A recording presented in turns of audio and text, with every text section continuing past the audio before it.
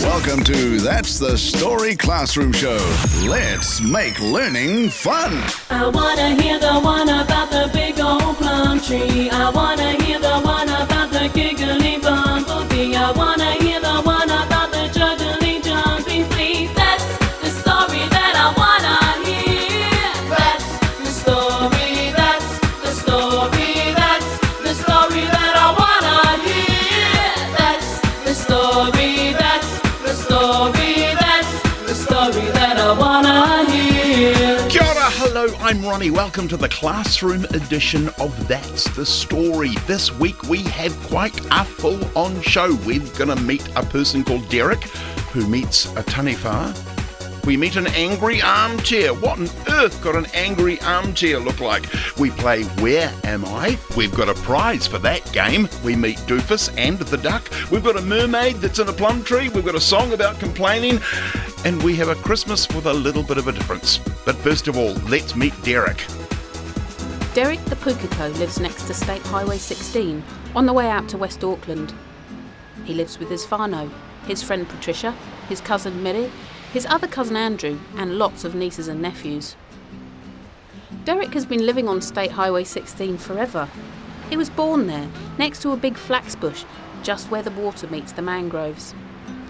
The first thing he remembers is opening his eyes and seeing a beautiful sunrise over the calm harbour, with the city in the distance like a hazy dream. How lucky I am to be alive, thought Derek.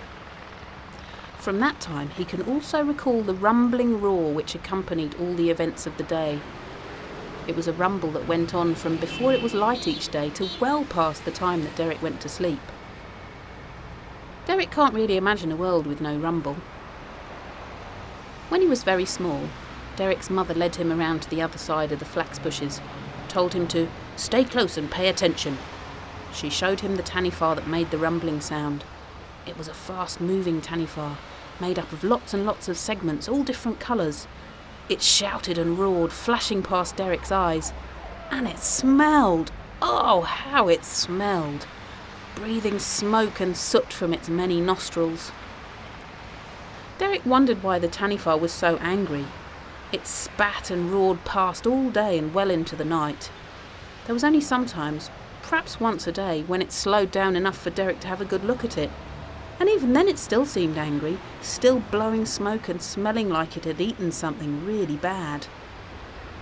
Derek's mother told him, "The taniwha is dangerous. It doesn't like being interrupted in its roaring.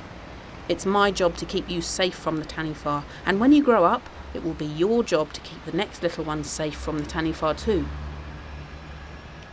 Some of the whānau said that the grass that grew next to the taniwha's motorway was greener and sweeter to eat than the mangrove plants, and they ventured out towards the taniwha regularly, stopping close to it to pick the blades of grass in their long toes. Over the years, Derek saw some of them stray too close to the taniwha. His mother would chase after them screaming, "Keep away! Keep away!" But sometimes it was too late. The taniwha would suck up the unsuspecting Pukeko, leaving a puff of feathers and a squawk in the air. When she died, Derek's mother said to him, "Son, promise me that you'll keep the little ones safe from the taniwha." Aye, I will, Mum, don't worry." Derek thought that he would do things differently. He decided that even showing the taniwha to the little Pukekos would be too frightening, too close, so he forbade all of them from going round the other side of the flax bushes. But what do Pukekos do when you forbid them from doing something? They just wish and wish and wish that they were allowed to do it. So Derek would catch them regularly trying to sneak through the bushes. "Where are you going?" Derek would shriek, flapping after the kids like an overgrown sparrow.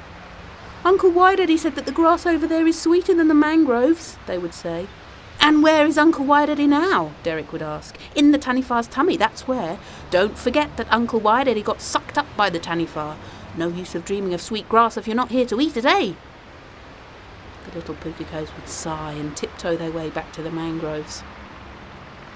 This disobedience would happen regularly. The little ones would usually give themselves away before they got past the flax bushes, clumsily tripping on the broad leaves.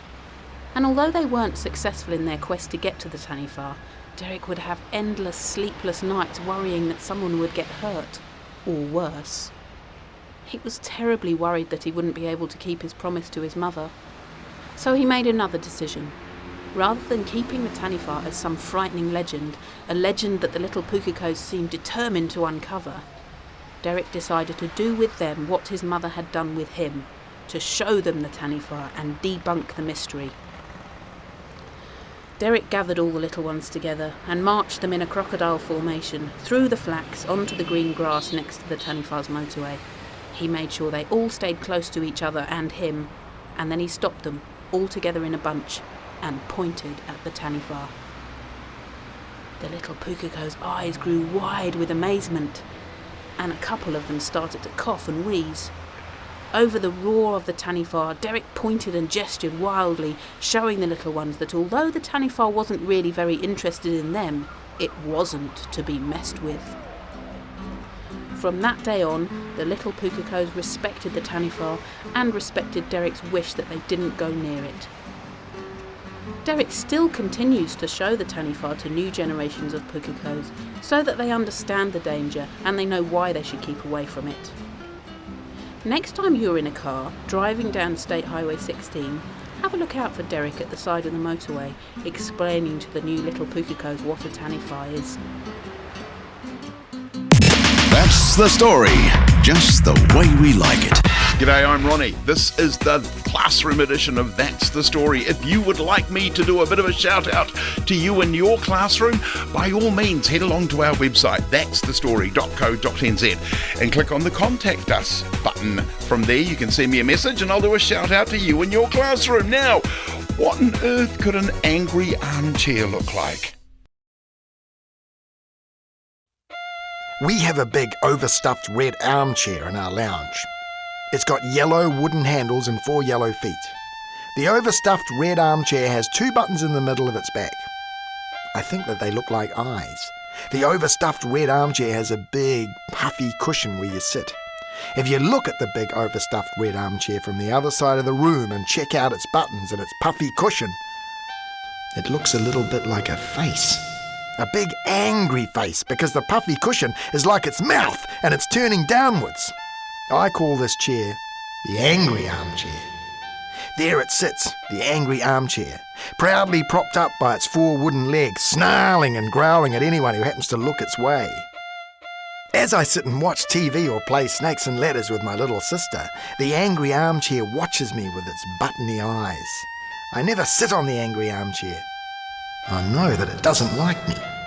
As I listen to stories curled up on my granddad's knee, the angry armchair scowls at me from the other side of the room with its puffy cushion mouth and a big deep frown. It doesn't like me to have fun. As I play on the floor of the lounge with my building blocks, the angry armchair stares and stares. It wishes that it could build a bridge as well. Sometimes if I look at the angry armchair out of the corner of my eye, it looks as if it's moving closer towards me. I know that it wants to get me. The angry armchair is scary. I never, ever sit on the angry armchair, but my dad sits on it every day. When my dad sits on the angry armchair, he hides its staring buttony eyes, and he makes its frowny, puffy cushion turn upwards as it's pressed down by his weight. I think that if my dad sits on the angry armchair for long enough, his weight will make a permanent indentation into its puffy cushion mouth. And instead of being a frown, the puffy cushion mouth will turn into a permanent smile. Then the angry armchair won't be angry anymore. It'll be a smiley armchair, and its buttony eyes will twinkle, and it will giggle with me as I sit on the sofa and practice my violin. An angry armchair, eh? How would you like to draw me a picture of what you think an angry armchair might look like? Then send it in to me. Have your teacher take a photo of it, upload it to our website and send it in, and I will put it on our next show. Now, let's play Where Am I. Now, I've got a couple of prizes for this competition. You can win one of these 2 books by Dr. Janice Belgrave, either Fledgling's First Flight or Wise Old Whiskey. The illustrations are by Ella Gordon, and she's done a marvellous job. They look really good. So, enter. I'm about to give you some clues. Get your pen and paper out. Make some notes. It's always good to make some notes. You're allowed to use Google, by the way, as well. I'm going to give you some clues, and from those clues, I want to guess where in the world it is that I'm talking about. Here come those clues. Where on earth could I be? It's tricky, I think you'll agree. I'll give you a clue, perhaps even 2. Oh, where on earth could I be? We have 1,500 earthquakes every year. We have 50,000 people who are over 100 years old. The world's oldest company operated from our country from 578 AD to 2006. We are comprised of 6,800 islands. Our country has more pets than children. 24 billion pairs of chopsticks are used by our population every year. Most streets in our country have no name. Godzilla is an official citizen of our country. Oh, where on earth could I be? Ooh, I know where that is.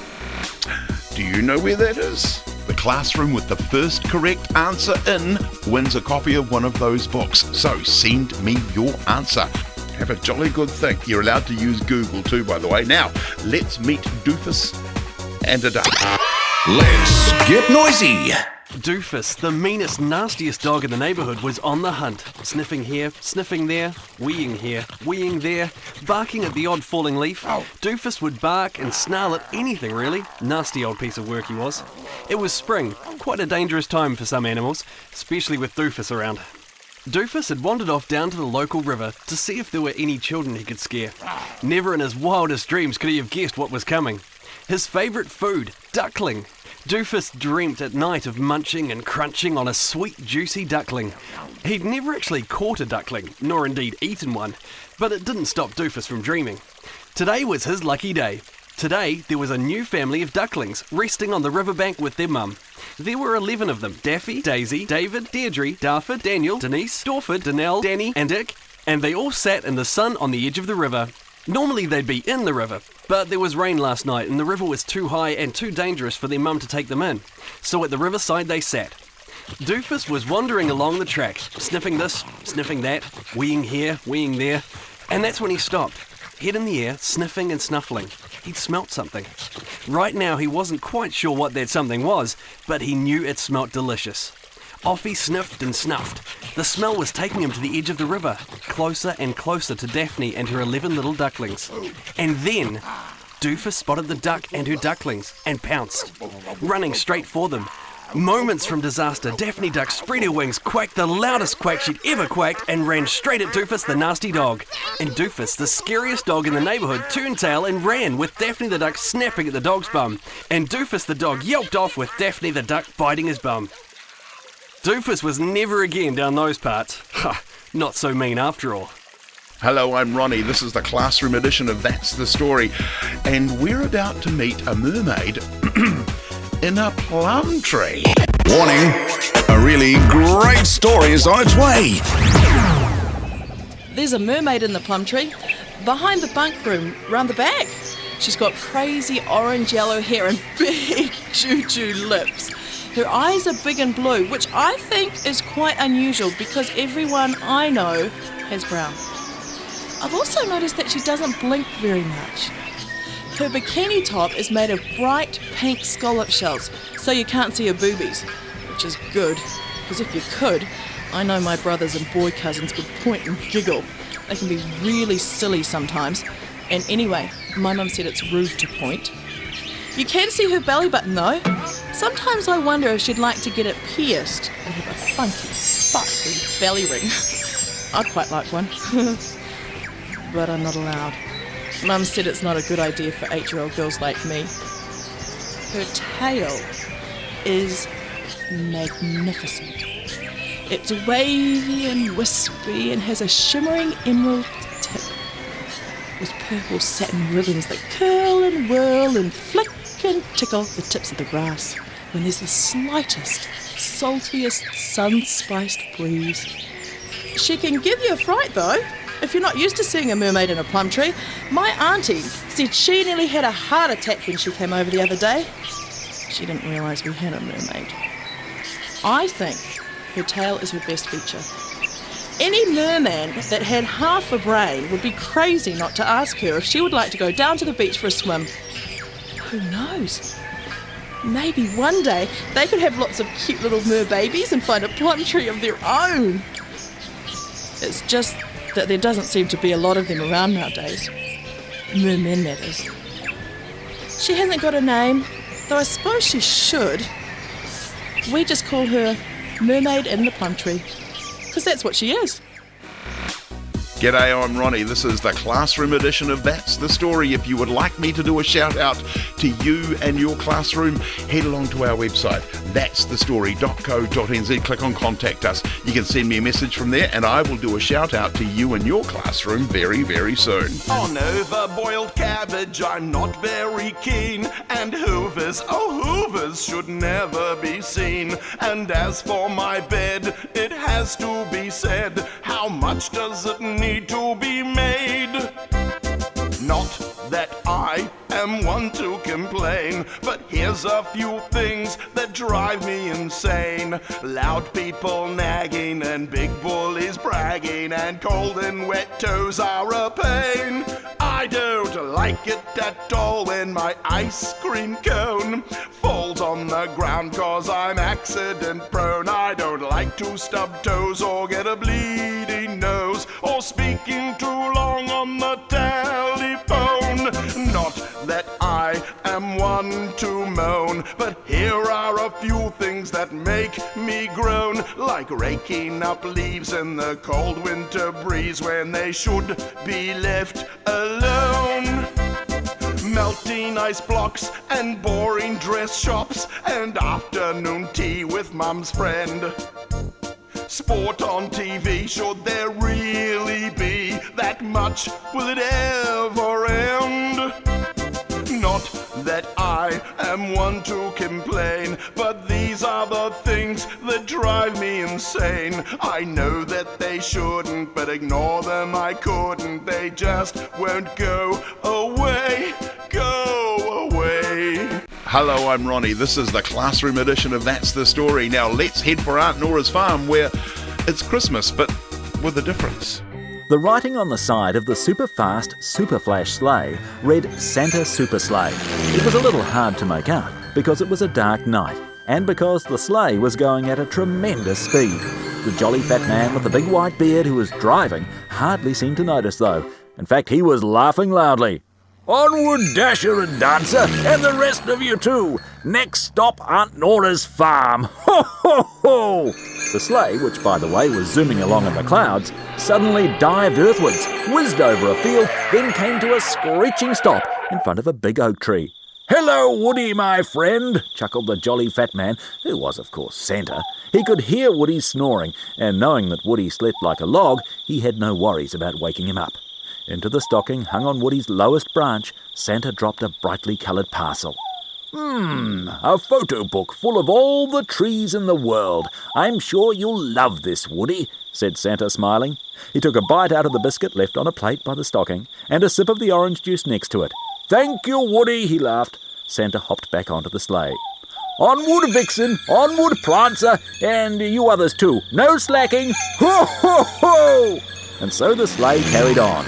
Next stop was the little river where Norman the fish lived. Norman had left a biscuit on the riverbank for Santa and a glass of water. His stocking was tied around the branch of a fallen log. "Now, Norman," laughed Santa, "for you for Christmas, a cutlery set, just as you asked. My, what a resourceful fish you are. Ho, ho, ho! Onwards, Rudolph and Comet, and you with the ruddy nose, you as well. Ho, ho, ho, ho!" And as Santa continued his Christmas Eve visit to Aunt Nora's farm, he thought to himself, "Of all the mysterious and wonderful places I visit at this time of year, I must say Aunt Nora's farm must be the most, peculiar. the sleigh went to the twins' house and dropped off 2 backpacks, identically coloured and made, and each with a big J painted on the back of it.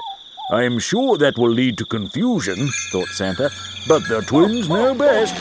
At Gordon the Blue Gnome's house, Santa dropped off some blue roof paint for a job Gordon wanted to do over the holidays. Susie the Scary Skink's tiny stocking received 1 small brown sock, which Susie wanted for a sleeping bag. The Flying Pigs all got a little airsick bag, in case they felt queasy next time they took a flight. The Dirty Rats got a disco ball, the brightest, shiniest thing they could think of to ask for. Harry the Cat got a tin of tuna, but he didn't have a can opener. Jolly Roger got another striped t-shirt, so he always had one to wear while the other was in the wash. Aunt Nora got a mystery escape weekend in Kerry because she wanted a break from all the excitement round the farm. Mr. Buxton got a stack of movable wheeled storage containers, which he lost by Boxing Day. The brown dirt cowboy got a special dirt saddle, and so it went on, till the sleigh had dropped off every present for everyone around the farm. "Ho, ho, ho," said Santa as the sleigh swept up and away to its next stop. "A very Merry Christmas to you all at Aunt Nora's farm. Surely these are the most unusual presents I have to bring in the entire world. Ho, ho, ho, ho, ho." Well, unusual they may have been, but everyone loved their presents and had a wonderful Christmas day, gathering at Aunt Nora's farm and showing each other what Santa had bought them. Oh, and in case you're wondering, in the end, Aunt Nora lent Harry a can opener, so he had a lovely Christmas as well. That's my lot for another week. Thanks ever so much for joining me. I really do appreciate your company. Don't forget, if you would like me to do a shout out to your classroom, then head along to our website, that'sthestory.co.nz, and click on Contact Us. Don't forget to enter our When Am I competition. Remember, I have a couple of prizes for that competition. First classroom with the correct answer in wins a copy of either Wise Old Whiskey or Fledgling's First Flight by Dr. Janice Belgrave, illustrated by Ella Gordon, and my goodness, those pictures are amazing, so get your entries in. Catch you next week. Ka kite anō. I wanna hear the one about the big old plum tree. I wanna hear the one about the giggly bumblebee. I wanna